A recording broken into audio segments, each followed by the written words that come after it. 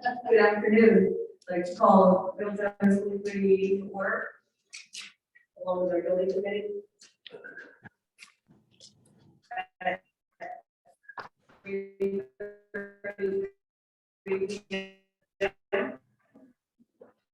All members are present for this meeting.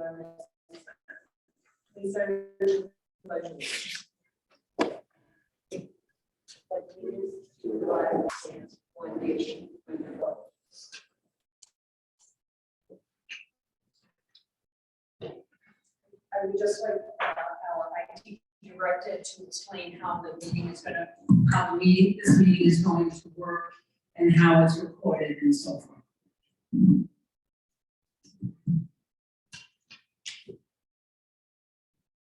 Good afternoon, Madam Chair, members of the school committee.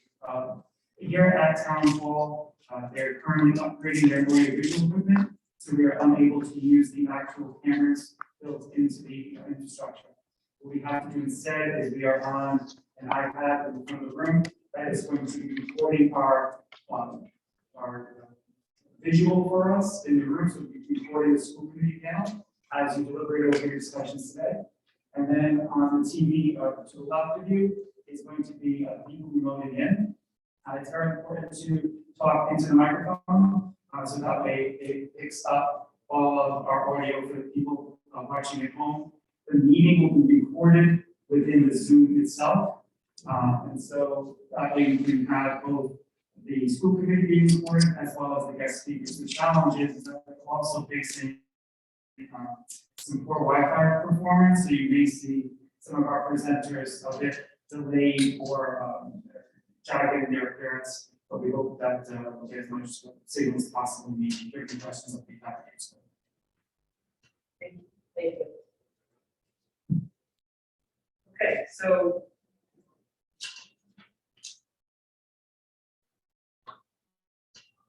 I would like to thank the building committee and the chairs, Mr. Brady, Ed Brady, and Charlie Roberts for their hard work of organizing this and working so diligently to come up with this kind of information along with our architectural team. It's been a lot of work and a long process to work on this. We had a meeting with our council 2 days ago and presented to them as well. And we feel it's important to present to the public and allow the public to see our meeting as well and what's going on. So thank you so much for your diligence and hard work, and Tammy, who's in the building committee as well. And thank you for your hard work. So I'd like to pass it on and start our presentation. Maybe, Ed, do you want to say anything on behalf of the building committee? Well, on behalf of the building committee, on behalf of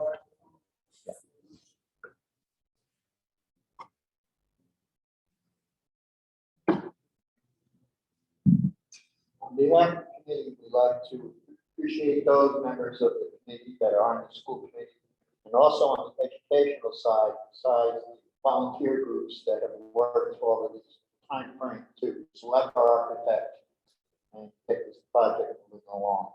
I think it follows basic standards of construction that we're doing to come up with this project. So we'll turn it over to our team, Collier and Dirty Brown, BW.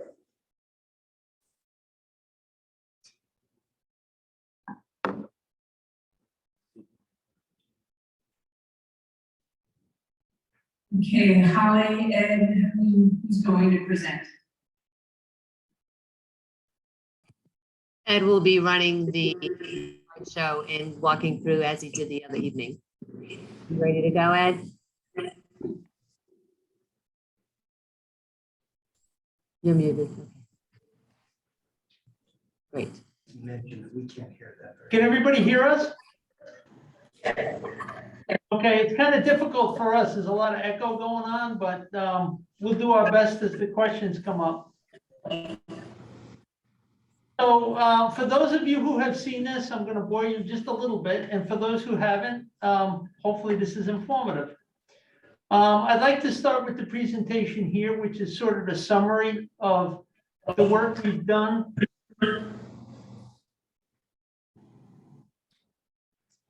In exploring the options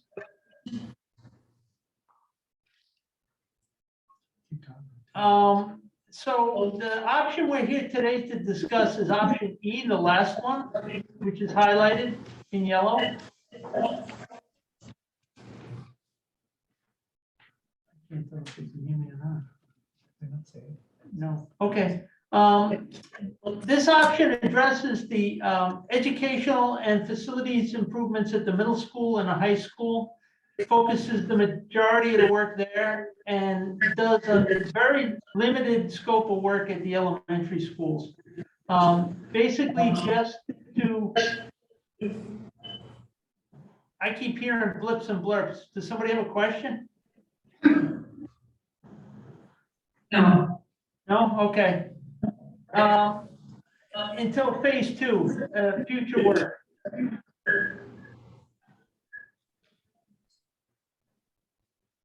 Why isn't this working?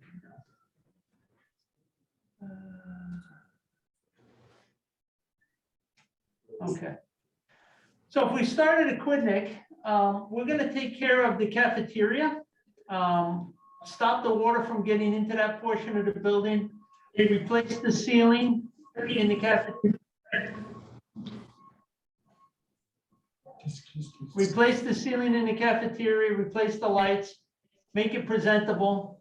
Limited work relative to replacement of some unit ventilators and take care of the sort of the issues relative to that handicap platform lift that are there now. And defer most of the work until phase 2. Forest is very similar, much less because there's less that needs to be addressed. Really not much in the way of educational changes at either of the elementary schools at this point, with the exception of new furniture that's going to be procured for the entire project.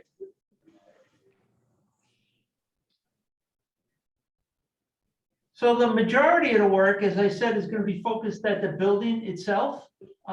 In order to fit within the scope, we've tried to leverage the existing envelope to the best of our ability. And it involves the improvements to the courtyards to make them outdoor learning spaces. Consolidates the district administration from Oliphant here in a new addition. And reorganizes a good chunk of the educational spaces to make the both the Learning Academy and the middle school work better.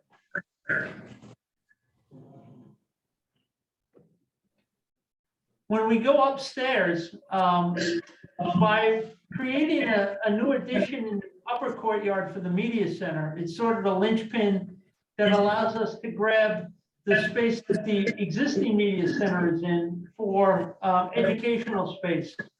So we can focus the educational area around courtyard to the left.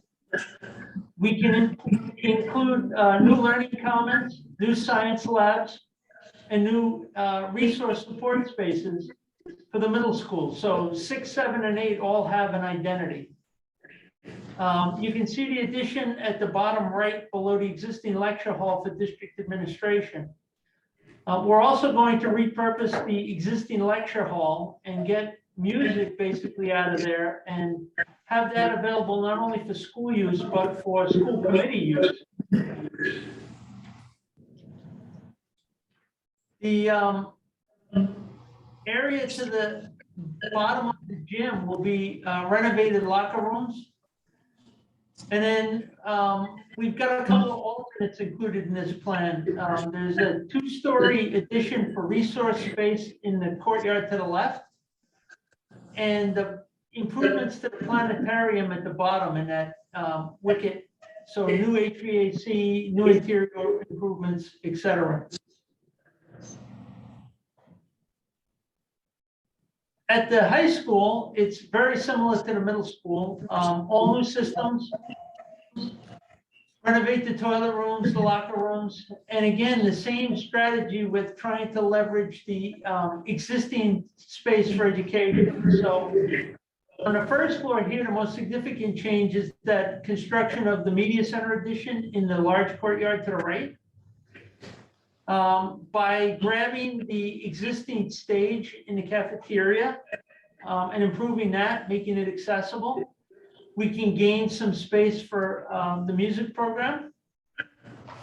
And then upstairs, really, the lion's share of the work here is in dispersing and creating new science labs. The 6 green squares that you see sort of interspersed. The support of the pre-engineering program all the way over on the left. The computer science program basically in the space that is the current media center. And then repurposing the newer science labs for biomed. And there's a existing non-compliant lecture hall sort of in the science wing currently.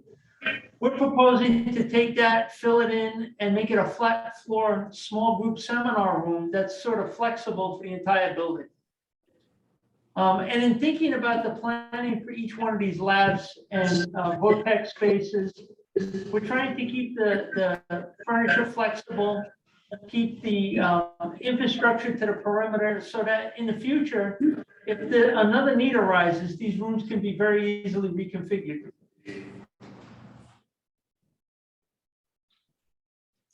We did go over the costs at the last building committee, school committee, and town council, and the scope of work for E totals roughly a little over 90 million in total. And that includes the group up at the top for the direct trade costs. And then on that, you need to escalate for the start of construction, overhead and profit, and general construction. We've also included temporary classrooms to help with the phasing during construction of the high school and the middle school. And then at the bottom, you have the soft costs, which are, professional fees, moving costs, legal costs, and then 10% construction contingencies for unforeseen items.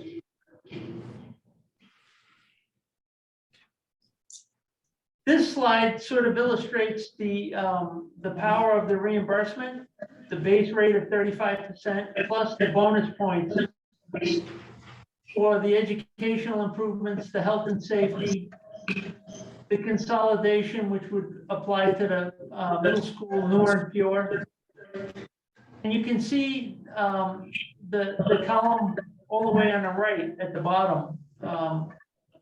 This project, we think, would be eligible for a little over $10.5 million of bonus points.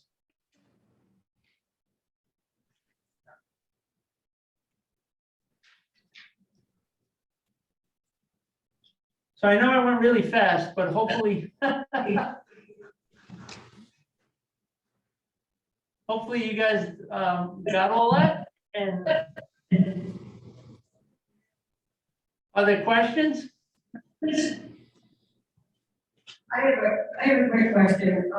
I think I heard you say that at the high school, the locker rooms are going to be renovated with the Yes. is that? Yes, That's a both at the desperate high need. school, both at the high school and the middle school. Thank you. You're welcome. Good question, Dennis, I don't know whether this is I'm sorry. This probably take this as more or less as a compliment. I was kind of under the construction cost, but including the following markups. And I thought it was phenomenal that you came up with some numbers like that. And that was the only thing I really questioned. But I think it was reasonable that you kept them in, so we need to kind of look at those markups, which I think you might be on track. It's just more or less a comment. Go ahead. Thank you. Go ahead. I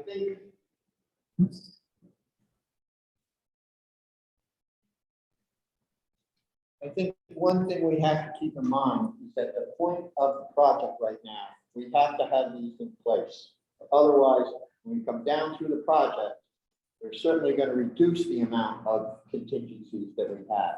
But if we start cutting them up here, we're going to run into problems trying to get the project done according to what we want.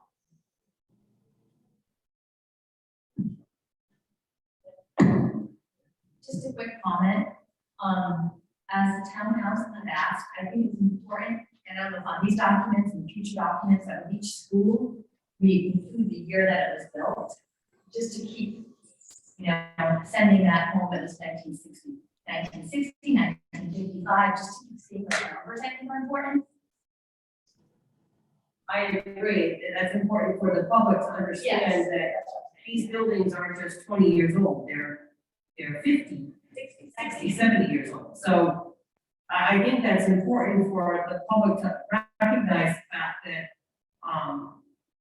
this is an investment, as we were discussing Monday night, to potentially get 30+ years out of these buildings for this amount of money, rather than borrowing, $200 million to build new schools. So, I think that this is important for the community to understand that this is an investment and our children do need a place to be educated correctly and safely and with the tools in order to gain the skills in the 21st century. I was thinking about something after Monday night's meeting. We grew up in a very different world. We didn't have cell phones, we didn't have computers. I didn't have a computer in high school, we were learning, just electric typewriters, shorthand, things like that.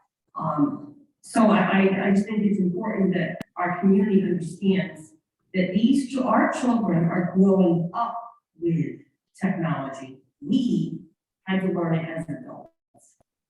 And so they don't know anything different. And that is why we have to provide them the appropriate tools and the environment that is expected in the workplace now and in 20 years from now, or 30 years from now. Different. We had cells and bells. It's not the same anymore. And do you want to talk a little bit about why we backed off major improvements at the elementary schools? Yes, I can. So some of the unknowns that have come up, in terms of looking at the overall plan for this, things that have been discussed, universal pre-K, the potential for increased presence of the Navy within town, things that we really don't have a beat on at this moment, which are going to have a huge impact potentially on the population, particularly at the elementary level. So we thought it was prudent not to do a huge investment in those buildings until the strategy is known how to deal with those potential things. And specifically dealing with the Aquidneck. The Aquidneck is the original section of the buildings from 1954. It's one of the oldest buildings that's there, and it needs the most amount of work. It's also been added onto and renovated many times since. And it makes it very difficult to try and just, I'm going to use this analogy, just add a classroom. It's not that simple. The core facilities at that building really aren't sized to fully function with the occupant load of the number of students that are there now.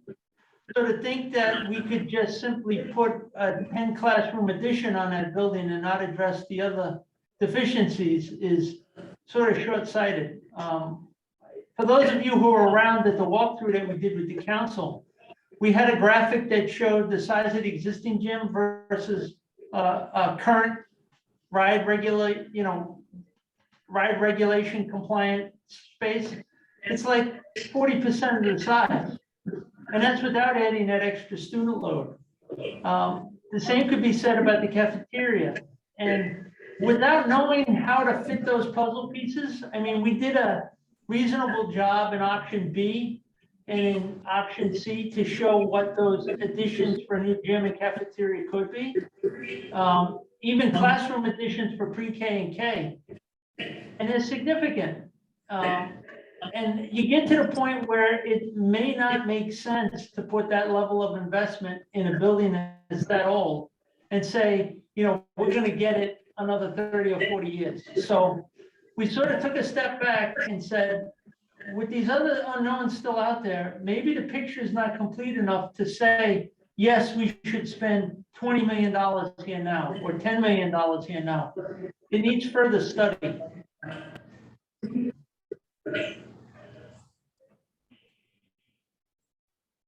Thanks for that explanation. I think it's important for the public to know that. The other piece that I'd like to bring up with you is the process, that how we got A, B, C, D, and eventually E, more in terms of the principal involvement. I know there has been some principal involvement, and if this bond, or when the bond passes, there'll be even more admin involvement and teacher or staff involvement. Can you talk a little bit about what that might look like? Sure. And to get from A to E, we sort of took the first step and just said, here are the deficiencies that we identified in stage 1 at all of the buildings. Simply developed the list and said, what would it take to just fix those? No educational improvements whatsoever. And no input really from anybody. It's just, you know, there's a broken boiler, replace the boiler kind of thing. When we jumped to B, we said, this doesn't make any sense not to have some level of educational improvement. And at that point, we started coming up with some concepts to address the issues and met with the principals at each one of the schools to discuss what they saw as the shortcomings of the facilities and tried to come up with, you know, what they saw in the future at each building, the need was. At that point, we developed B and then sort of expounded on that in C in terms of involving more community aspirations, things like the auditorium at the high school and some other extra program that may not necessarily be part of the curriculum today. When we came back to D, we saw where the numbers were coming in, we developed D, sort of took a step back and said, okay, this is really maxing out what the town's ability is to bond.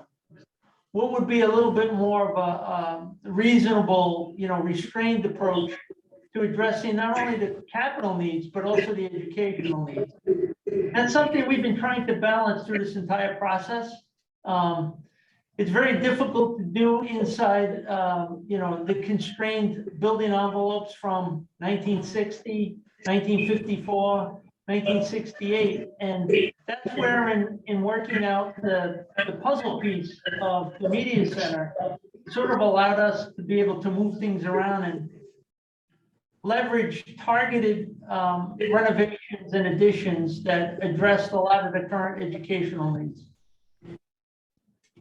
And in the future, you know, if this does pass, our involvement with the teachers and the staff at each building, as well as with the administration, would just continue to get more and more.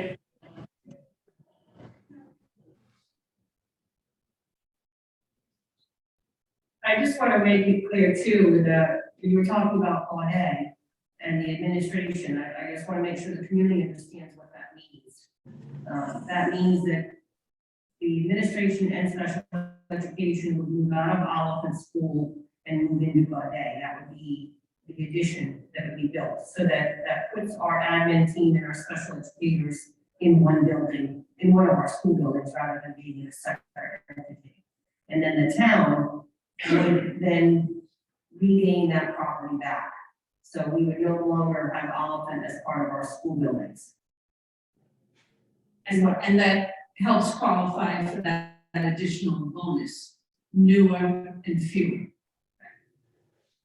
Eliminated building for us, and that property back to the town is one of the pieces of property the town has been looking at for affordable housing. So it's going to be an asset for the town to be able to provide that housing for folks that need it. So that is going to be a positive, to be able to move administration and special education out of that program.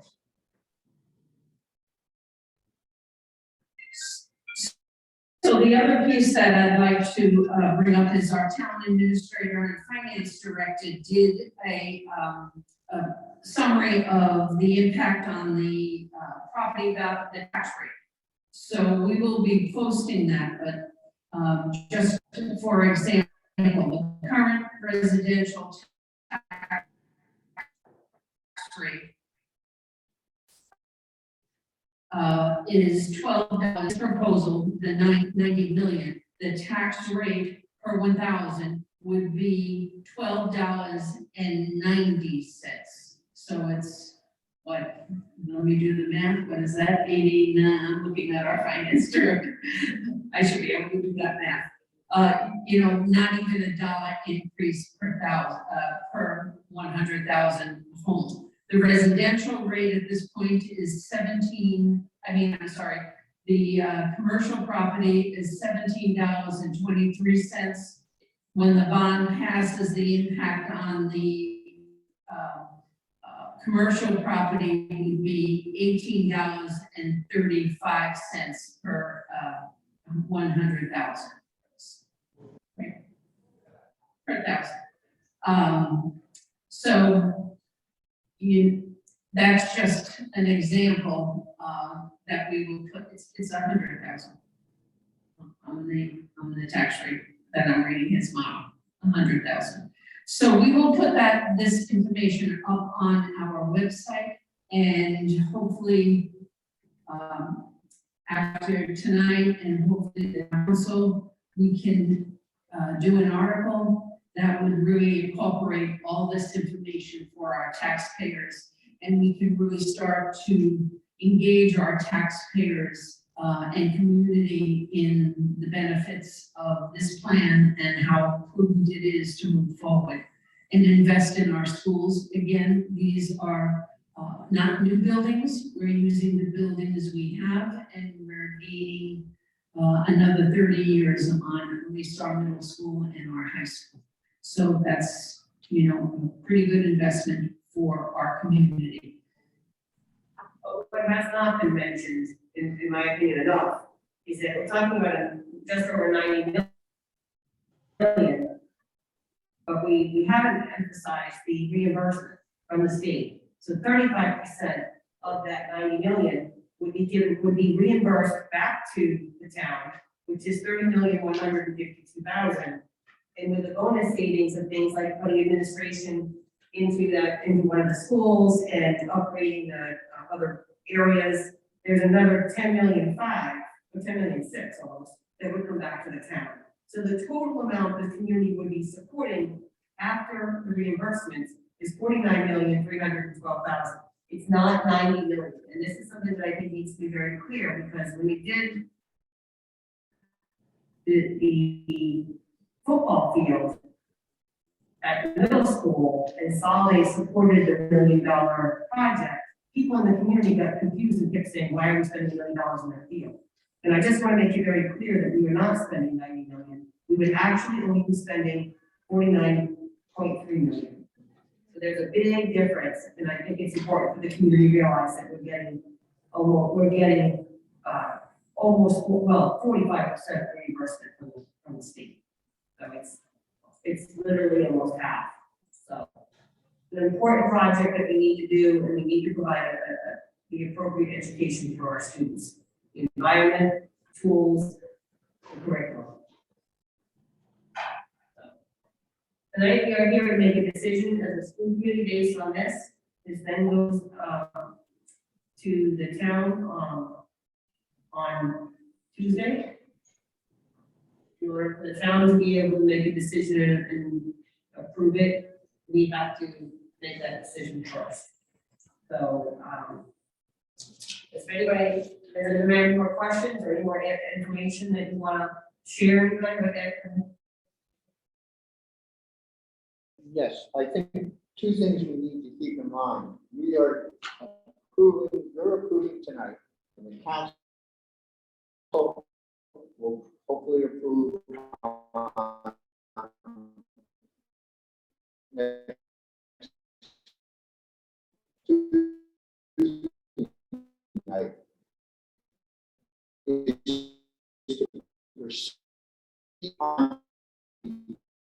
Schematic, important part of state submission to the state. The second thing we keep in mind is sending a very large, we're talking about here, is to increase our middle school. It's not just the education part, where we are renewing all the externals of those schools in the standpoint of the mechanical and the electrical. Thank you.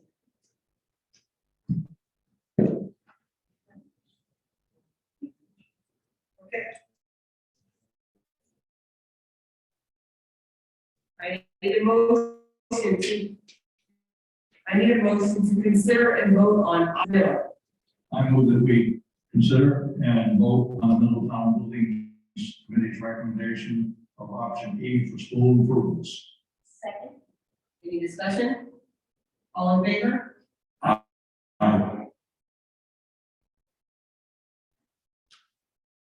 Okay, the vote was unanimous by our school committee again. I know our chair thanked our building committee and our architects and OPM. I too want to personally thank everybody who had input into developing this plan. A lot of hard work. It really was a great team, is a great team. Everybody normed quickly, respecting each other's opinion, and really came to consensus about what was needed for this community.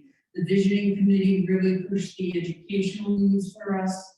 Our OPMs kept us on task. Our architects really listened to the community, listened to our administration when we went on tours with our town council. They really got a pulse of our community as well and came up with the best plan for our building committee to recommend that option E. So personally, I want to thank the entire team. It's a great team. Thank you. Okay. Any motion to adjourn? I move that we adjourn at 4:05. Second. All in favor? Aye. Thank you very much. Thank you. Thanks. Thank you. Thank you.